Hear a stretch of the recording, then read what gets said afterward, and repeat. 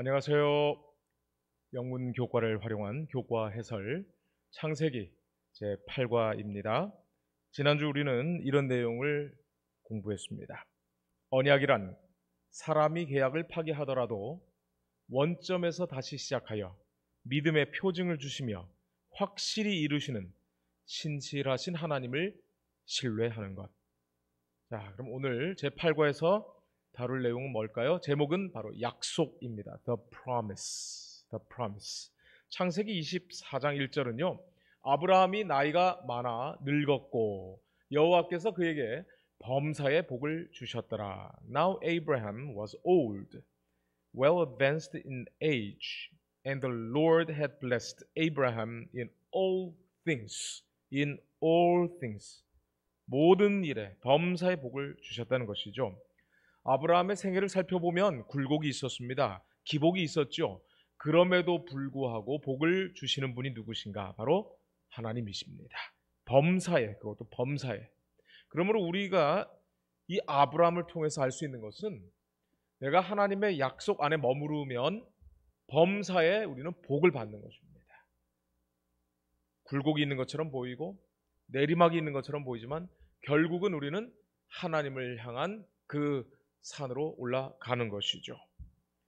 But the story of Abraham is far from over. 끝난 것과는 거리가 멀다. 그러니까 계속 이어진다는 얘기겠죠. Reaching a climactic moment.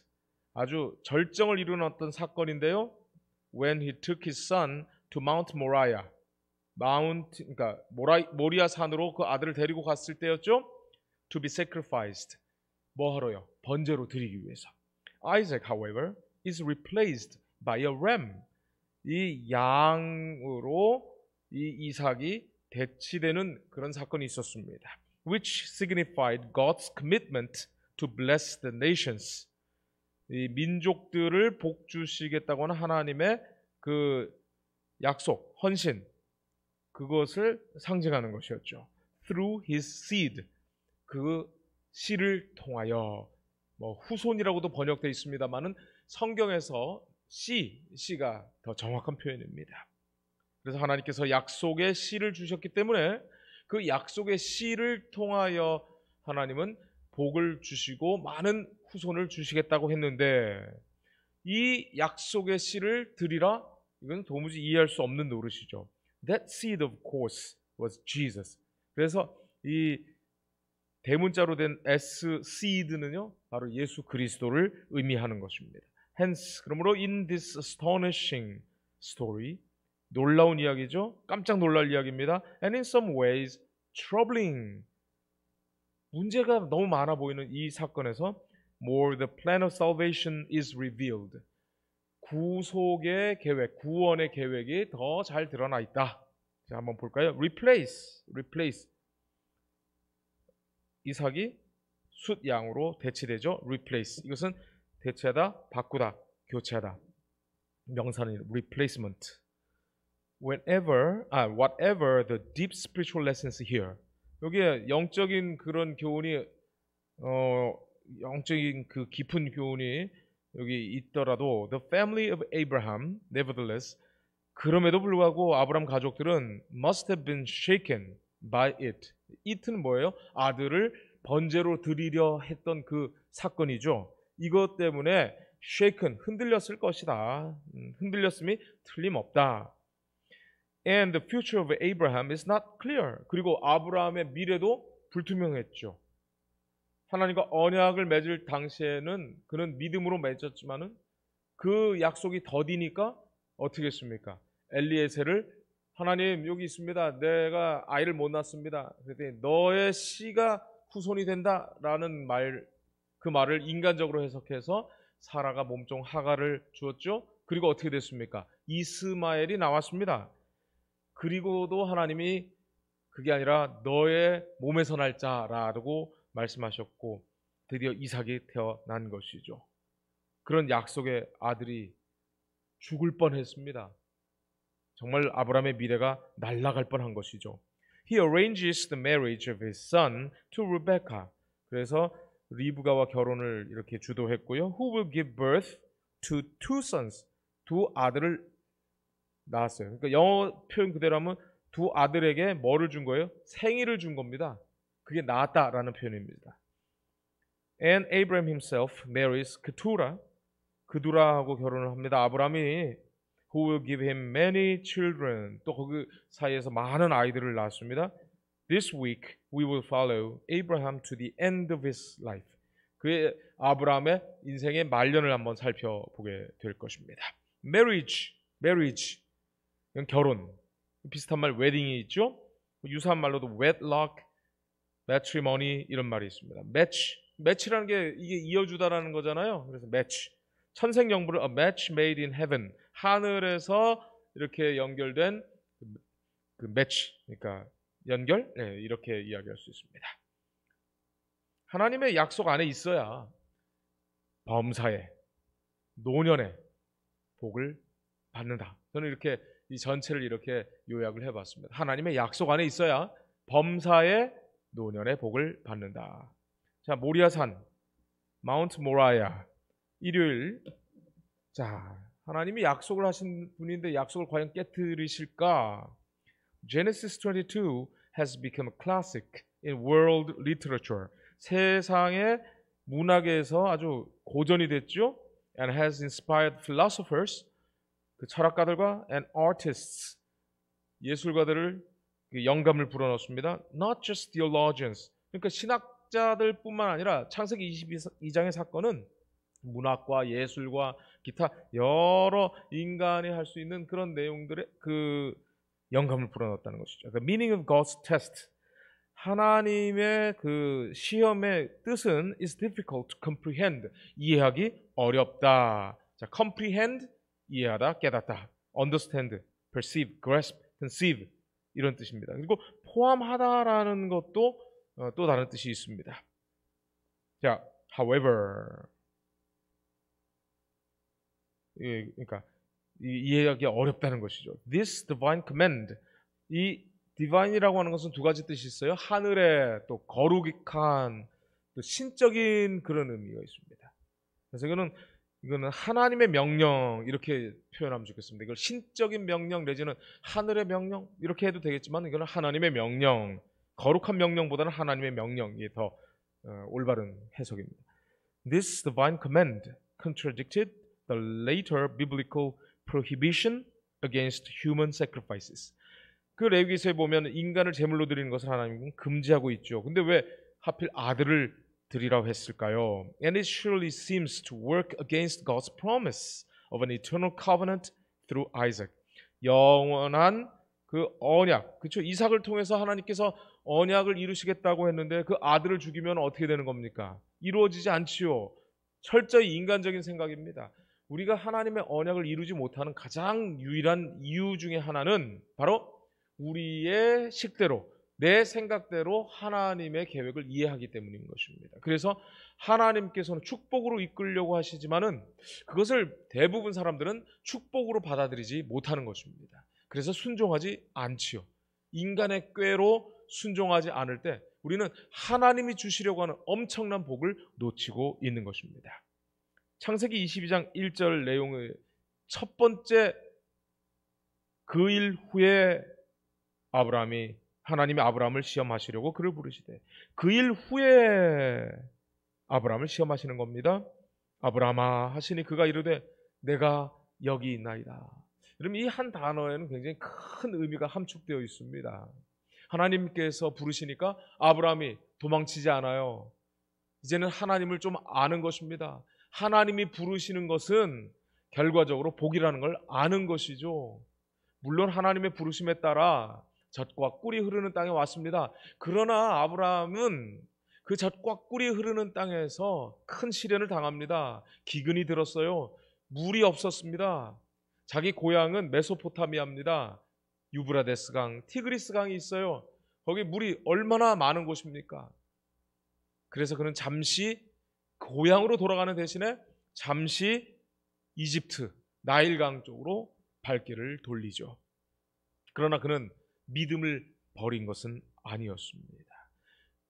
이런 상황 속에서 아브라함은 하나님을 조금씩 신뢰하게 되었고 이번에도 하나님이 부르실 때 내가 여기 있나이다 라고 아주 순종하는 모습을 우리에게 보여줍니다. 자, 그럼 그 일 후에 어떤 일이 있었을까요?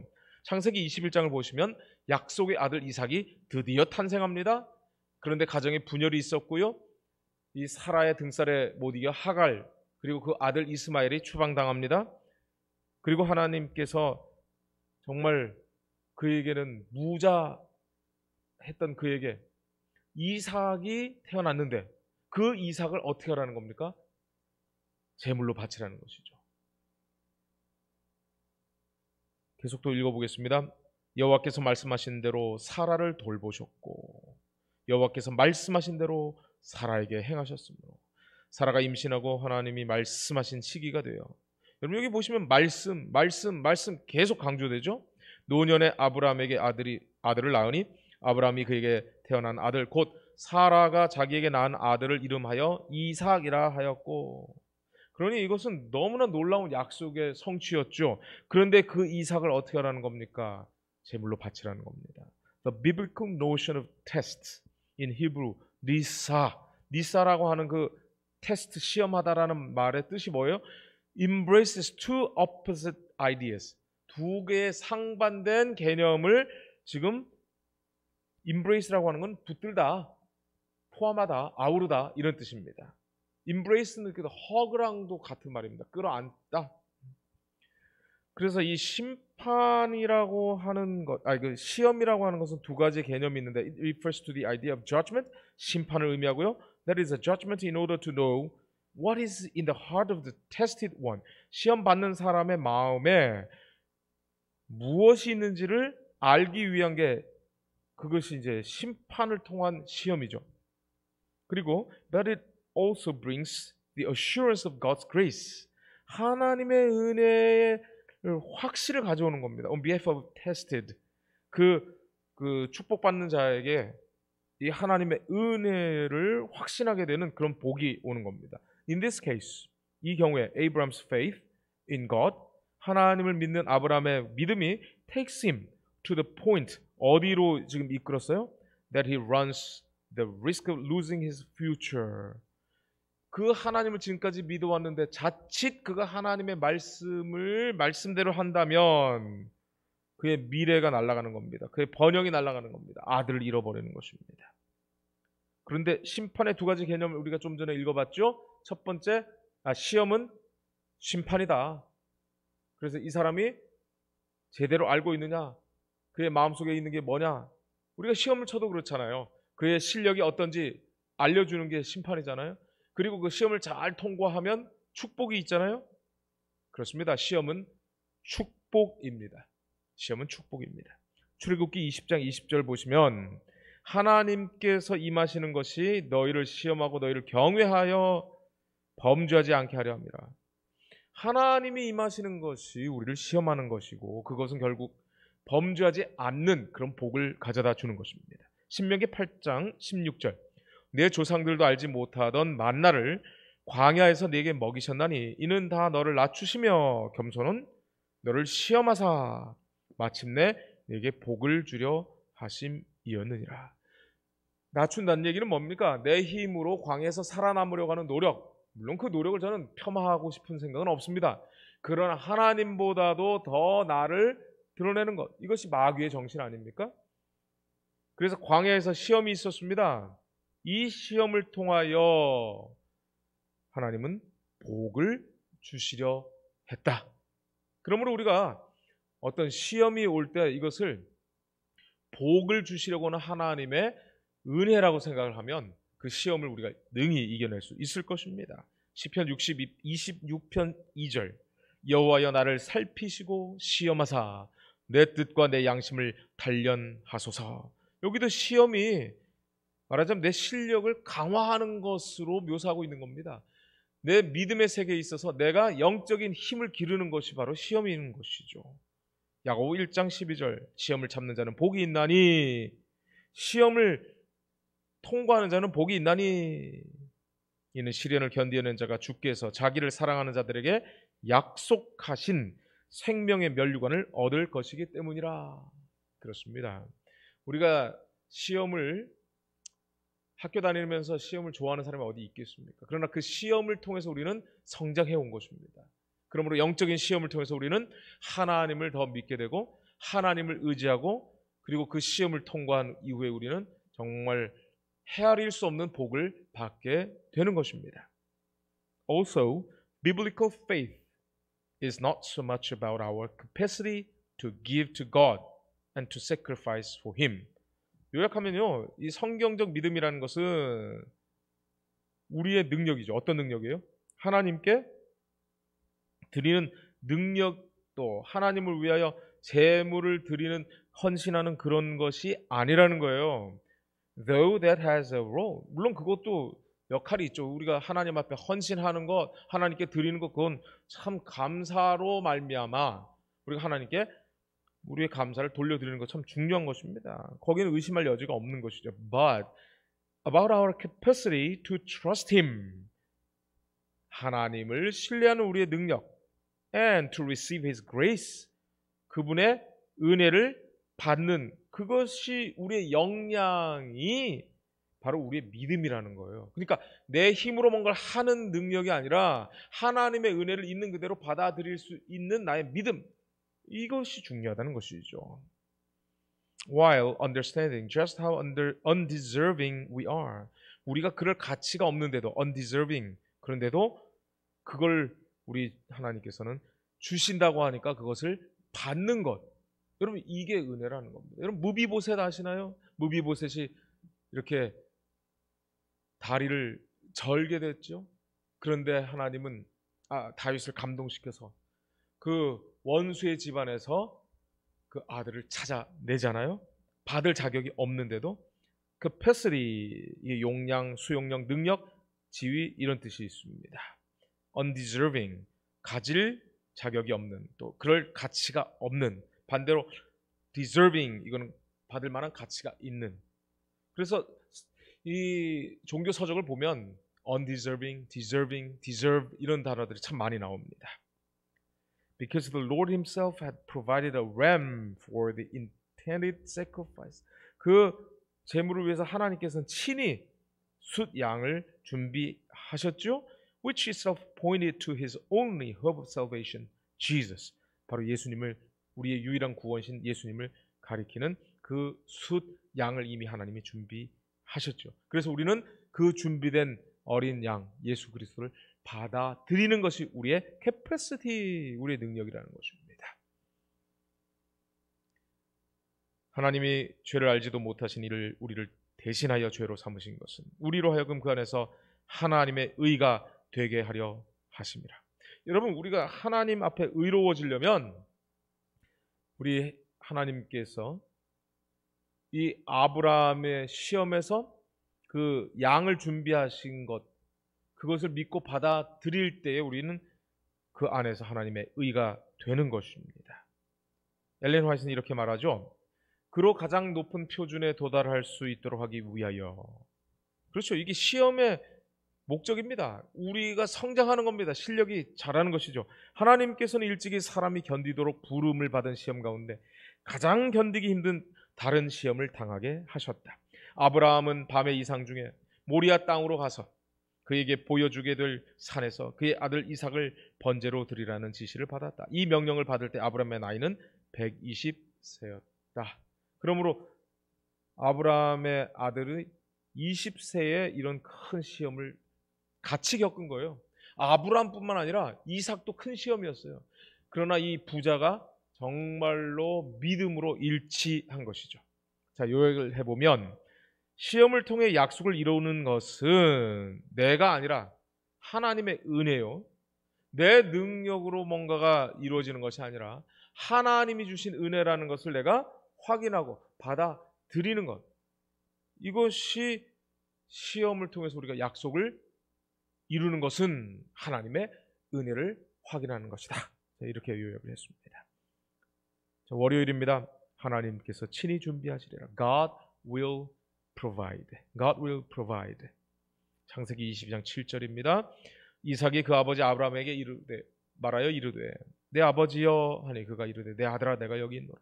이삭이 이르되 불과 나무는 있거니와 번제할 어린 양은 어디 있나이까? 의심이 드는 겁니다.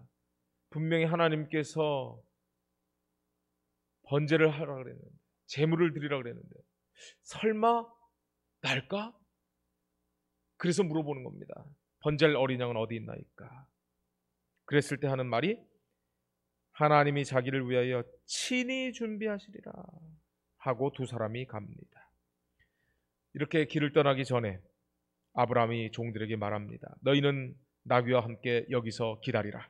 내가 아이와 함께 저기 가서 예배하고 우리가 너희에게로 돌아오리라. 여기 우리가라고 아주 분명히 번역이 되어 있는데요. 예전에 우리가 읽었던 성경은요, 우리라는 그 주어가 생략되어 있기 때문에 굉장히 헷갈렸어요. 그런데 이 성경을 통해서 우리는 확신합니다. 아브라함이 두렵고 떨리는 마음이 왜 없었겠습니까? 그럼에도 불구하고 아브라함은 우리가 돌아온다는 확신이 있었어요. 글쎄요, 살아서 돌아올지 아니면 죽었다가 그 아들 예수 그리스도가 십자가에 죽었다가 다시 살아난 그 부활의 신앙을 가지고 있었던 아브라함은 하나도 해를 입지 않고 돌아오기를 간절히 바랐을 것입니다. 그러나 내 뜻대로 마옵시고 아버지의 뜻대로 기도했던 아브라함은 혹시 제물로 드리더라도 그 아들이 부활하여 자기 품으로 돌아올 것이고 그 약속, 즉 이 약속의 아들을 통하여 하나님께서는 온 천하의 믿음의 후손들을 주시겠다고 하는 그 약속이 분명히 성취될 것이라는 믿음을 가지고 있었어요. 여러분, 그 믿음이 참 얼마나 대단한지 모르겠습니다. Yet the Hebrew verbal form, 히브리서의 그 동사 형태는요, can actually mean God will provide himself as the lamb. 이 저자가 유대인이라 그랬잖아요. 그러니까 하나님께서는 그 자신을 준비하실 것이다. 양으로서 이렇게도 해석할 수 있다는 겁니다. The verb provide is used in a way that can mean provide himself. 그러니까 하나님을 준비할 것이다라고 이렇게 의미할 수 있다는 겁니다. 근데 여기 보시면 제가 나중에 좀 설명드리겠습니다만은 문자적으로는 see himself, 자신을 볼 것이다. 자신이 볼 것이다. 이렇게 될 수 있다는 거죠. What we are being shown here. 여기서 나타난 것처럼 then is the essence of the plan of salvation. 여기 보니까 그 구속의 구원의 계획의 그 핵심을 우리가 여기서 보게 됐다는 거예요. With the Lord himself suffering. 하나님도 고통받으셔요. Paying in himself the penalty for our sins. 하나님께서 아들을 주심으로 우리의 죄의 그 대가를 지불하게 하신다는 겁니다. Provide, 제공하다. Provision, 명사용으로 쓰입니다. 자, 이걸 한번 좀 잘 볼 필요가 있어요. 제가 이번에 이것을 보면서 아주 재미있고 새로운 통찰력을 얻게 됐는데요. 우리 여호와 이레라고 하는 말이 나옵니다. 이거는 딱 한 번 나오는 일입니다. 그 단어인데 이것을 하팍스 레고메나라고 하죠. 한 번 딱 나오는 겁니다. 그래서 이거는 우리가 이 말 때문에 이게 준비라고 하는 말인 것을 우리가 잘 알고 있어요. 여호와 이레, 이것은 하나님이 준비하신다. 그런데 정작 이 준비하다라고 하는 말은요, 여호와 이레가 아니에요. 라입니다. 라. 이 라라고 하는 말은 보다라는 말이다. 본다. 그러면 좀 문자적으로 보면 여호와의 산에서 어떻게 된다는 거예요? 본다는 거예요. 그래서 여기 영어 성경 킹 제임스 성경입니다. In the mount of the Lord, 하나님의 산에서, 여호와의 산에서 it shall be seen, 그것이 보여질 것이다. 그게 뭘까요? 그게 뭘까요? 여호와의 산에서 뭐가 준비되어 있습니까? 하나님의 은혜가 준비되었죠. 하나님의 희생이 준비되었죠. 인간의 희생이 아니라 하나님의 구원의 준비가 이미 거기에 마련된 겁니다. 그래서 seen이라고 하는 말이 수동태로 하나님이 하시는 모든 것이 보여질 것이다 라고 영어 성경이 번역했는데 이건 적절한 번역입니다. 창세기 22장 8절에 여기서 친히 준비한다라는 말도 라입니다. 그러니까 지금 우리가 하나님이 하시는 일이 드러난다, 하나님이 미리 보신다. 그리고 하나님이 하시는 일을 우리는 본다. 이런 본다라고 하는 개념으로 이 성경을 읽으면 참으로 이 성경이 놀라운 의미로 다가오게 됩니다. 로마서 11장 33절 말씀처럼 깊도다 하나님의 지혜와 지식의 풍성함이여 그의 판단은 헤아리지 못할 것이며 그의 길은 찾지 못할 것이로다. 여러분, 우리가 하나님이 내다보시고 하나님이 보시는 것을 우리가 같이 본다면 얼마나 우리의 가슴이 두근거리고 우리 심장이 이렇게 막 뛰겠습니까? 신명기 이 본다라는 말이요, 이 신명기 보셔요. 우리가 우리 조상의 하나님 여호와께 부르짖었더니 여호와께서 우리 음성을 들으시고 우리 고통과 신고와 압제를 보시고 인도하셨죠. 하나님이 보시니까 해결책이 나오는 겁니다. 하나님이 보시니까 준비가 되는 겁니다. 여러분, 재미있는 컨셉이죠? 느헤미야 9장 9절 10절도 마찬가지예요. 주께서 우리 조상들이 애굽에서 고난받는 것을 감찰하시며, 여러분, 감찰하다 하니까 꼭 무슨 검찰이 이렇게 뭐 조사하는 것 같은 느낌 들지 않나요? 근데 이것도 똑같이 히브리 말로 라입니다. 본다는 말이에요. 하나님이 보시니까, 또 하나님이 들으시니까 문제가 해결이 되는 거예요. 자, 정리해 볼까요? 하나님이 친히 보시고 우리의 필요를 채우신다. 그러므로 하나님이 보신다. 이것은 곧 하나님이 준비하신다 라고 우리가 이 성경이 의역한 것이 틀린 말이 아니죠. 그러나 그 과정을 제가 좀 설명드린 겁니다. 하나님이 보시고 하나님이 채우시고, 마치 창세기에 빛이 있으라 하심에 빛이 있으니까 하나님이 뭐라 그러셨어요? 보시기에 좋았더라. 마찬가지입니다. 하나님이 우리를 보시면 아니 왜 이렇게 이것도 못났고 이것도 부족하고 이렇게 원망하지 않습니다. 마치 엄마가 아이를 바라보고요, 옷이 더러우면 빨래해주고 배고픈 것 같으면 밥 주고, 바로 이런 게 하나님이 보신다라는 의미입니다. There at the Mount Moriah, 모리아 산에서 long before the cross, 십자가 이전 the sacrificial ram caught in a thicket by his horns, 그 뿔이 걸렸다고 하는 겁니다. 근데 여기 램이라고 하는 말이 재밌어요. 근데 요것은 was pointing right to Jesus. 바로 이 사건이 예수 그리스도를 가리킨다. He's one that is seen here. 바로 그분이 여기서 나타났다라는 겁니다. 준비되었다라고 하는 말을 이 히브리어에 능통한 저자는 seen이라고 이렇게 아주 적절하게 번역을 했습니다. As Abraham explains later, in the mount where the Lord is seen, 주님이 보여졌다라고 이제 저자는 번역했어요. 주님이 하시는 일, 주님의 은혜, 주님의 전능하심, 이게 나타난 것이죠.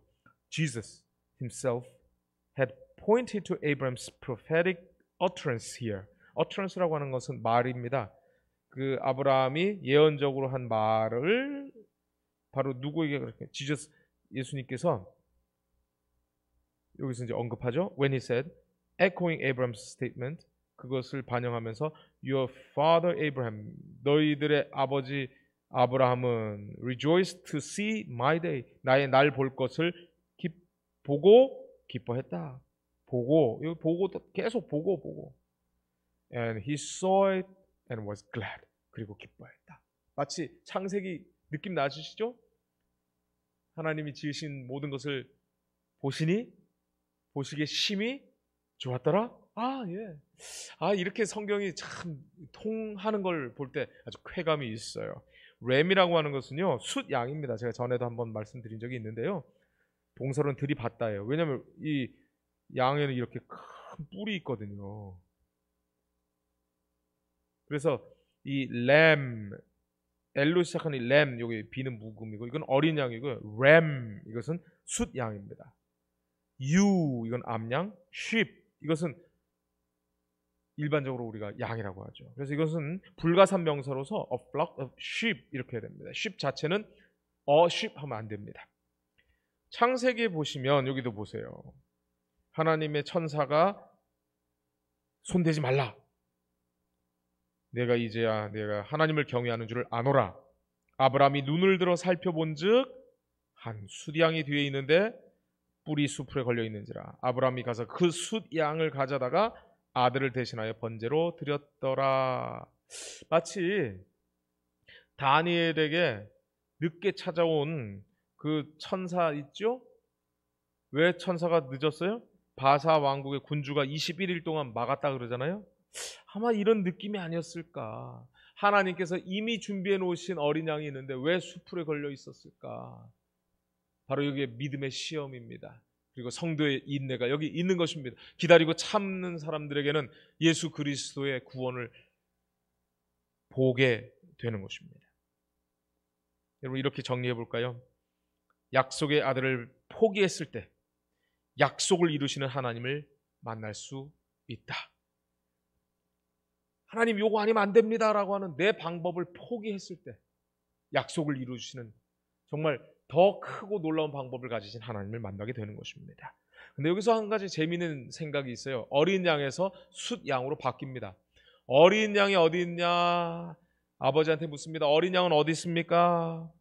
그런데 여러분, 이 숫양을 하나님께서 주셨잖아요.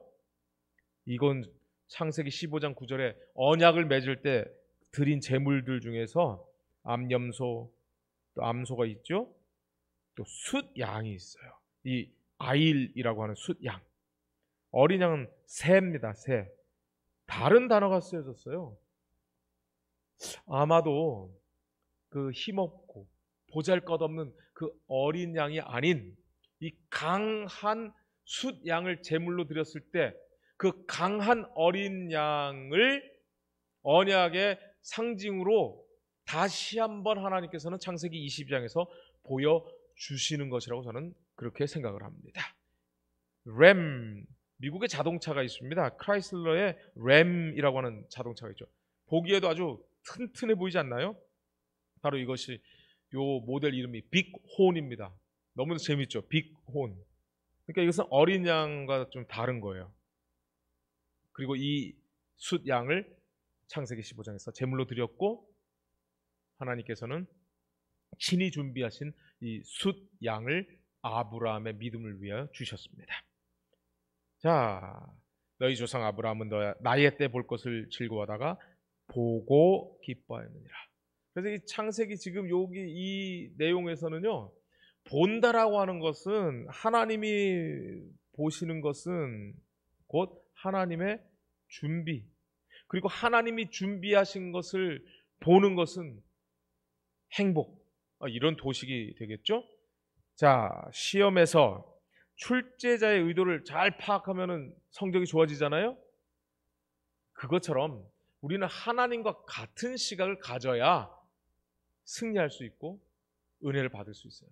우리의 생각과 하나님의 생각이 너무나 다르기 때문에 신앙생활을 한다는 것은 그것을 조율해 나가는 과정입니다. 하나님의 생각과 내 생각을 이렇게 일치시켜 나가는 과정입니다. 그래서 시험을 통해서 왜 틀렸지? 내가 이거를 잘못 생각했네? 그렇죠. 출제자의 의도를 파악해 나가는 것이 시험 준비인 것처럼 오늘 이 땅에서 우리도 하나님과 같은 시각을 가져야 하겠습니다. 이렇게 제가 정리를 했습니다. 화요일입니다. 사라의 죽음, The Death of Sarah. The mention of the death of Sarah after the story of the sacrifice of Isaac. 여기까지가 주부입니다. 그러니까 이삭을 제물로 드리려고 했던 그 이야기 다음에 사라의 죽음이 언급되는 것은 suggests that she might have been affected by this incident. 이 사건의 영향을 받았을 것이다. 그죠? 충격 크게 받았겠죠. Which almost cost her son's life. 아들 목숨이 날아갈 뻔한 그런 사건 아니었습니까? In some way, Sarah also was involved in the test with her husband.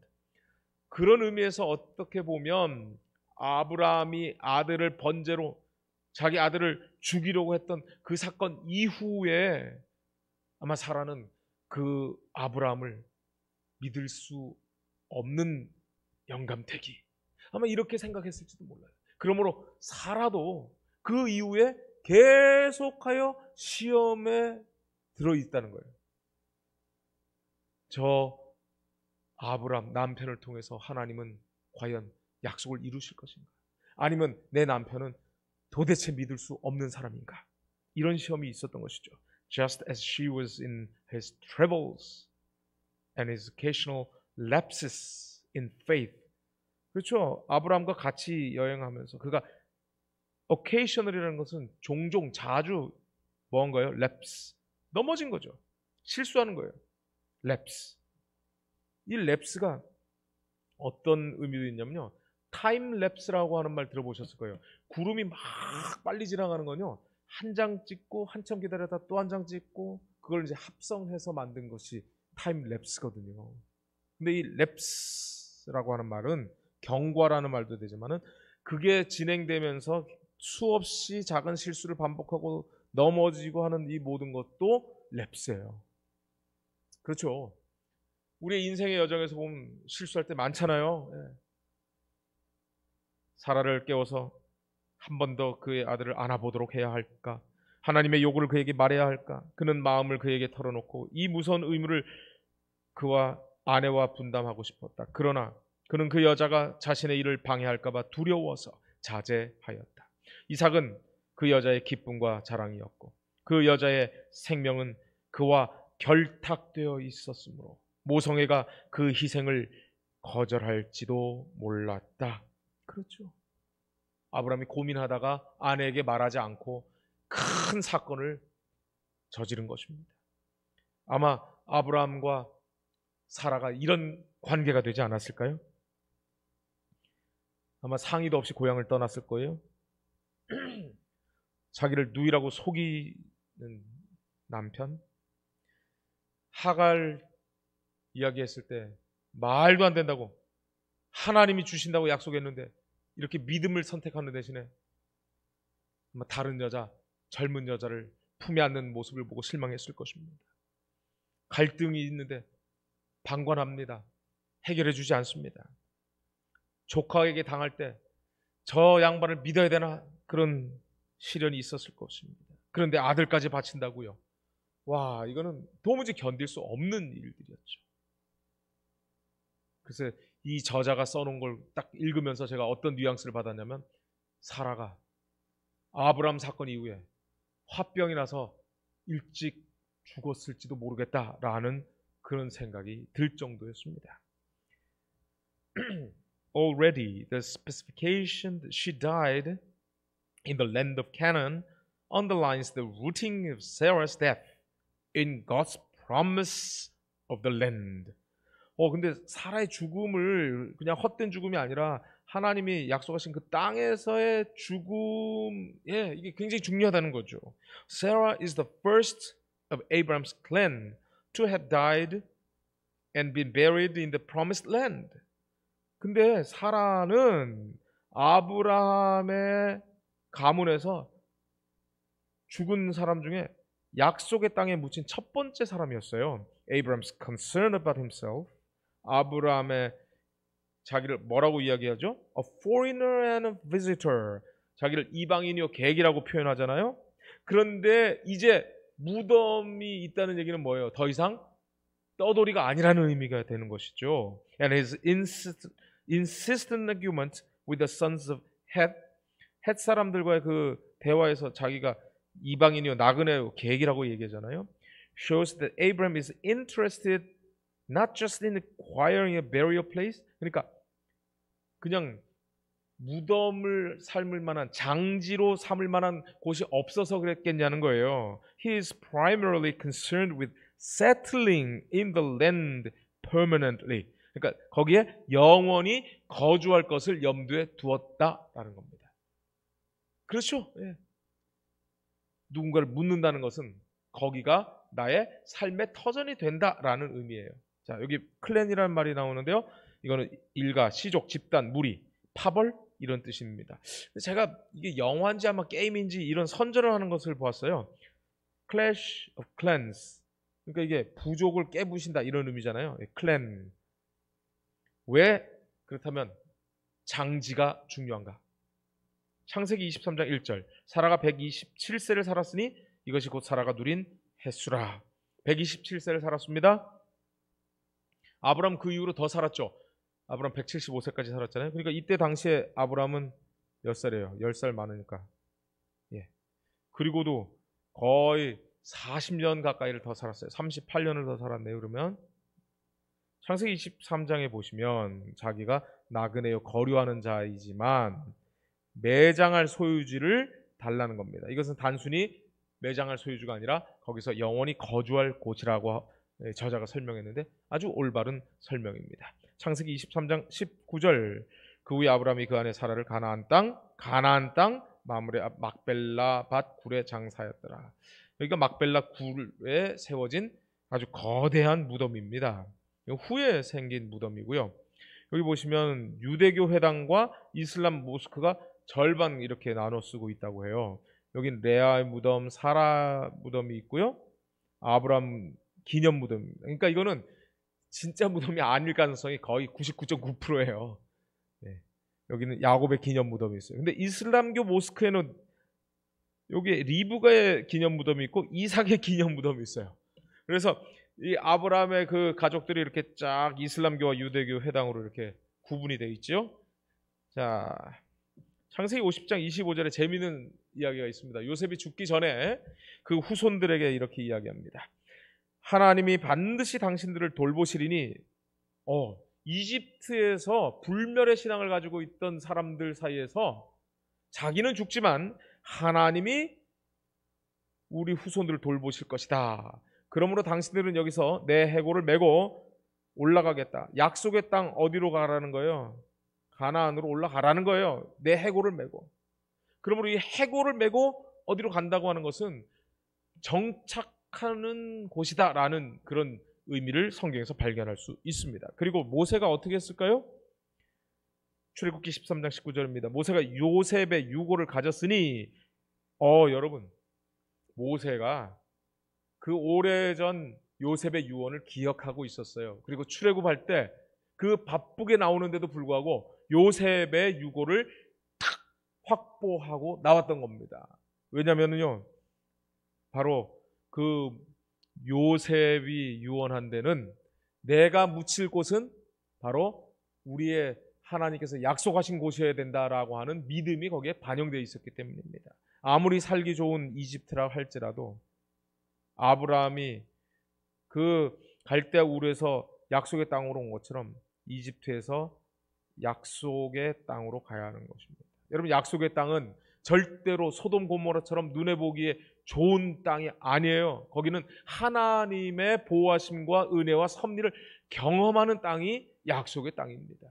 여러분 이 땅에 살기 좋은 곳이 얼마나 많습니까?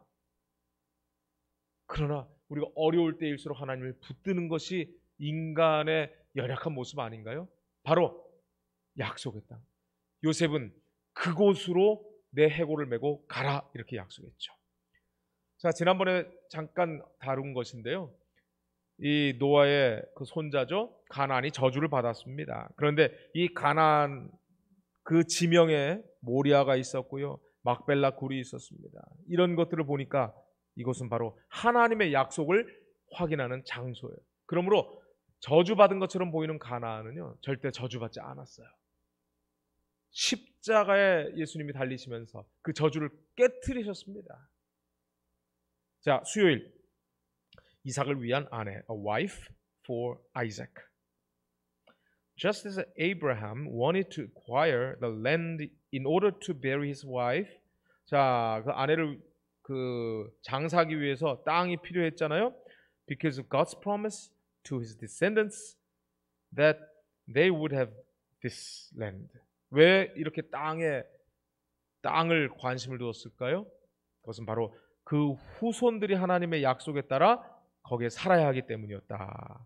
He now insists that Isaac not settle outside of the promised land either. 그래서 이삭 역시 정착하지 않아야 돼요. Outside of the promised land. 그러니까 이 약속의 땅 바깥에 거하면 안 되는 거예요. Also, Isaac's move to bring his bride to Sarah's tent, and note that Rebecca comforted Isaac after his mother's death. 자, 이게 뭔 얘기입니까? 이삭이 그 아내를 사라의 장막으로 데리고 갔죠. And knew that Rebecca comforted Isaac.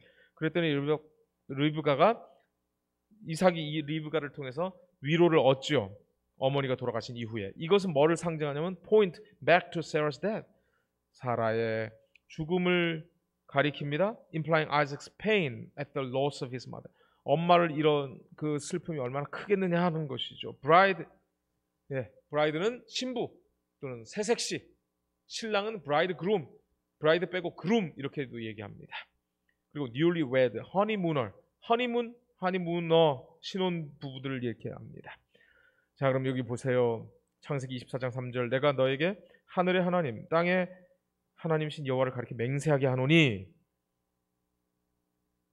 너는 내가 거주하는 이 지방 가나안 족속의 딸 중에서 내 아들을 위하여 아내를 택하지 말고, 가나안이 아니에요.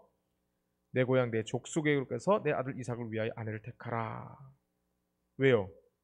하나님이 이 땅을 내 씨에게 주리라 하셨고요. 그래서 그 자기가 살던 고향에서 아내를 택해서 이 아들을 위하여 어디로 와야 되는 거예요? 이 약속의 땅으로 데려와야 하는 겁니다. 그리고 그 약속의 땅에서 계속하여 하나님을 믿는 신실한 아들들이 그 신앙을 이어가야 했던 것입니다. 부조와 선지자 171페이지입니다. 아버지의 지혜와 애정을 신뢰하는 이삭은 그 문제를 아버지에게 맡기는 것에 만족하였으며 또 선택하는 일도 하나님께서 친히 지도하여 주시리라고 믿었다. 아브라함의 생각은 메소포타미아 땅에 있는 그의 아버지의 친척에게로 향하였다. 비록 우상 숭배를 버리지는 못하였을지라도, 여러분, 우상 숭배를 계속 했어요. 그 아버지 데라도 마찬가지였고요. 그런데 우상을 섬긴다고 하는 마음은 결국 신앙심이 있다는 얘기잖아요. 그들은 참신의 지식과 경배를 마음속에 가지고 있었다. 이삭이 가나안을 떠나 그들에게로 가서는 안 되었지만 그들 중에서 자신의 집을 떠나 그와 연합하여 살아계신 하나님에 대한 순결한 예배를 유지할 사람은 찾을 수도 있을 것이었다. 이 믿음으로 엘리에셀을 자기가 살던 갈대아 우르 땅으로 보내는 것이죠. Although God's plan for Rebecca, 리브가를 위한 하나님의 계획은 is to follow Eliezer, 엘리에셀이죠. 예. 엘리에셀이 그것을 계획하고 그것을 이루게 되었죠. She retains her freedom of choice. 그럼에도 불구하고 리브가는 Rebecca, she retains her freedom of choice. 그 선택의 자유를 가지고 있었다. That is, it was possible that this woman would not want to come. 그래서 가자고 해도 오지 않을 자유가 있었다는 거예요. And if not, she would not be forced to. 그렇다고 해도 강제로 데려올 수 없는 노릇이라는 거죠. Hence, we see here another example of a great mystery of how God has given us as humans free will. 하나님께서 우리에게 free will, 자유의지, free choice, 자유선택, freedom that He will not trample on. 근데 이런 것들을 하나님이 강제할 수 없는 거예요. 짓밟을 수 없는 자유를 주셨다는 거예요. If He did trample, 짓밟았다면 it would not be free will. 그것은 자유의지가 아니다. 즉 이런 하나님이 계획 있고 여러 가지 준비를 하셨어도 리브가가 결심하지 않으면 그것은 허사였다는 것이죠. trample, 짓밟다 이런 뜻입니다. 창세기 24장 8절. 만일 여자가 너를 따라오려고 하지 아니하면 나의 이 맹세가 너와 상관이 없다. 자유의지를 하나님이 존중하신 것입니다. 자, 종이 마주 달려가서 이르되 청하건대 내 몰둥이의 물을 조금 마시게 하라. 그랬더니 낙타를 위에서도 물을 길어 배불리게 해주셨어요. 리브가 참 착한 여자였어요. 친절한 여자였어요. 정말 하나님이 보시기에도 제격인 그런 신부감이었어요. 창세기 24장 49절 51절 여기 보시면 이거 어떻게 할까요? 라고 물어보니까 이 라반과 브두엘이 이렇게 말합니다. 여호와께로 말미암았으니 우리는 가부를 말할 수 없노라. 이거는 전적으로 하나님이 하신 일이고 이것은 리브가가 선택해야 될 일이라는 겁니다. 리브가가 당신 앞에 있으니 데리고 가서 여호와의 명령대로 그를 당신의 주인들의 아내가 되게 하라. 이제 허락이 떨어졌습니다. 리브가는 네 하고 가겠다고 말합니다. 그리고 세계의 로맨스가 이루어지죠. 그리고 여기 놀랍게도 떠나기 전에 그들이 친척들입니다. 그 가족들이 그 누이 리브가와 그의 유모와 아브라함의 종과 그 동행자들을 보내며 리브가에게 축복하여 이르되 우리 누이여 너는 천만인의 어머니가 될지어다. 내 씨로 그 원수의 성문을 얻게 할지어다. 놀랍지 않나요? 여기 씨라는 말이 나오죠. 천만인의 어머니라는 말이 나오죠. 바로 그들이 허락했던 이유는 그들이 신앙을 가지고 있었기 때문이고 아브라함의 믿음을 이해했기 때문입니다. 그리고 리브가를 통해서 그는 위로를 얻습니다.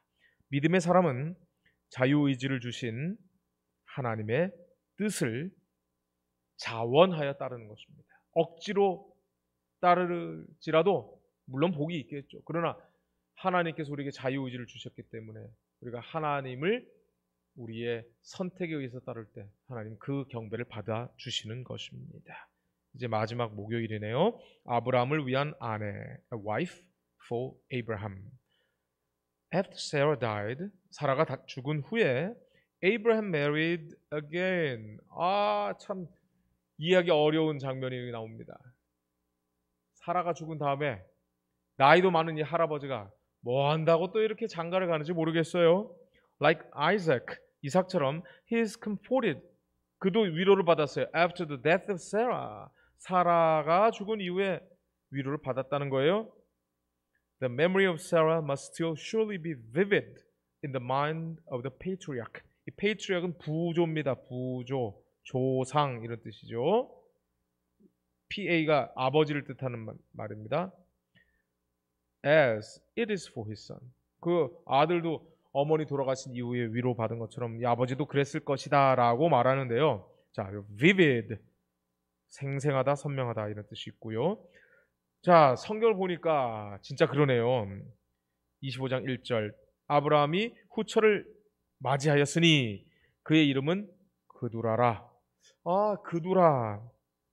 아니 그 나이에 뭔 일로 이렇게 아내를 또 얻었을까요?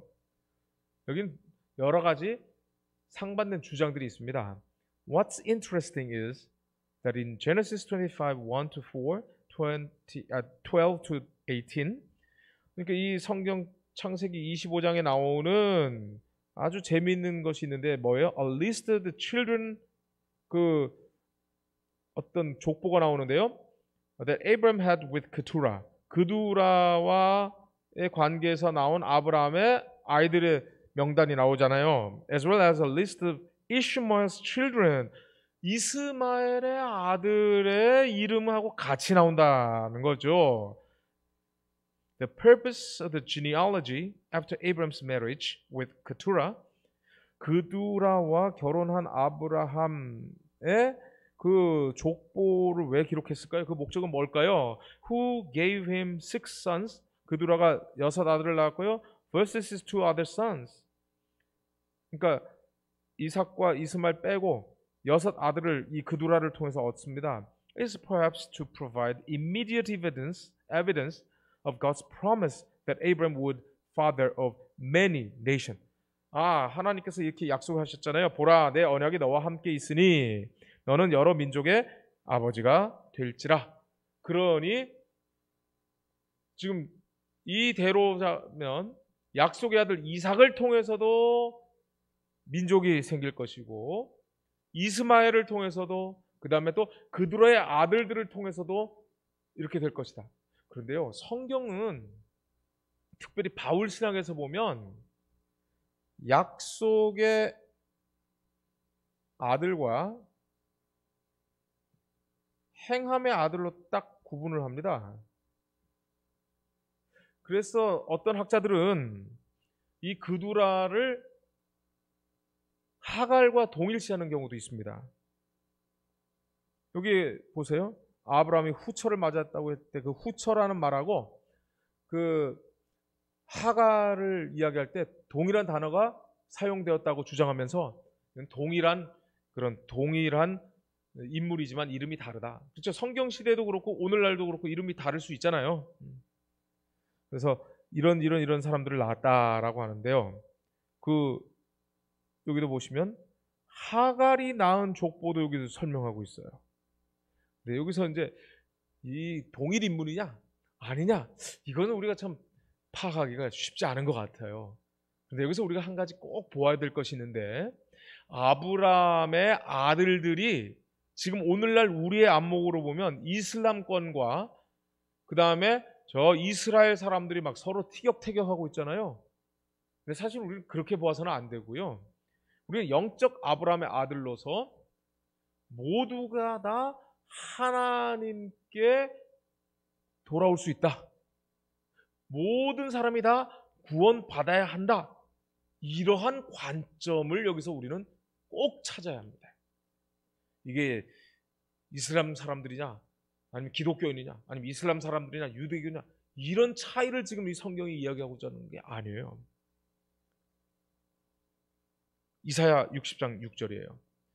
허다한 낙타 미디안과 에바의 어린 낙타가 내 가운데 가득할 것이요 스바 사람들은 어떻게 해요? 다 금과 유황을 가지고 와서 여호와의 찬송을 전파할 것이며 게달의 양무리는 다 내게로 모을 것이며 느바요새 수대가 내게 공급되고 내 제단에 올라 기꺼이 받음이 되리니 내가 내 영광의 집을 영화롭게 하리라. 정말 하나님께 경배하는 이 사람들이 누구의 자손들인가? 보세요. 이스마엘의 족보들. 그래서 제가 언젠가 그 이슬람 그 세미나를 한번 들었는데요. 이 이사야 60장을 통해서 이사야 60장을 통해서 무슬림들을 전도하는 우리 교회의 그 선교사들이 있더라고요. 이걸 보여주면서 봐라, 너희들이 아브라함의 그 아들들 아니냐. 근데 이 아들들이 하나님께 돌아오지 않느냐. 그리고 내 아버지 영광의 집을 영화롭게 너희들 할 것이다. 이렇게 전도한다는 거예요. 제가 그때 굉장히 큰 충격을 받았어요. 저는 딱 이분법으로 아브라함의 그 아들, 약속의 아들만 아들이고 나머지는 다 쓸데없는 사람들처럼 생각했는데, 그리고 이슬람으로 생각해서 적대시하는 그런 경향이 없잖아 있는데, 이 성경 예언은 그들이 돌아올 것이다. 정리해 볼까요? 아브라함의 아들들이, 그렇죠, 아브라함의 아들들이 하나님을 찬송할 것입니다. 믿음으로 아브라함의 언약 속에 거하는 사람들은 하나님을 찬송할 것입니다. 팔과 약속을 이제 정리해 볼까요? 모리아산은 시험이라는 것이 바로 심판과 은혜라고 하는 이중적인 그런 의미가 들어있다. 월요일 하나님께서 친히 준비하시리라. 준비한다고 하는 말은 하나님이 보시고 하나님이 채워주신다는 것이고, 또 그런 하나님의 은혜와 섭리를 바라보는 것이 우리의 또 특권인 것이죠. 화요일 사라의 죽음. 사라가 죽은 것은 약속의 땅에 묻혔다는 것이고, 약속의 땅에 묻혔다는 것은 바로 그 약속의 땅이 아브라함의 후손들을 위하여 계속 이어질 것이다 라는 의미입니다. 수요일 이삭을 위한 아내. 그것은 바로 씨에 대한 또 하나님의 약속의 성취를 위해서 하나님은 아내를 준비하셨습니다. 아브라함을 위한 아내. 이게 하갈인지 그두란지 동일 인물인지 다른 인물인지 그게 중요한 게 아니라 이 사람들은 또 다른 약속의 성취라는 것이죠. 여러 민족의 아버지가 되겠다고 하셨으니까. 그리고 그 여러 민족의 아버지가 바로 아브라함이고, 그 아브라함을 믿는 믿음을 통해서 우리는 그의 후손이 되는 것입니다. 이제 내다보시고 준비하시는 하나님의 약속을 본 사람은 시험을 통과하여 그 결과 하나님의 복을 받는다. 이렇게 정리하겠습니다. 감사합니다.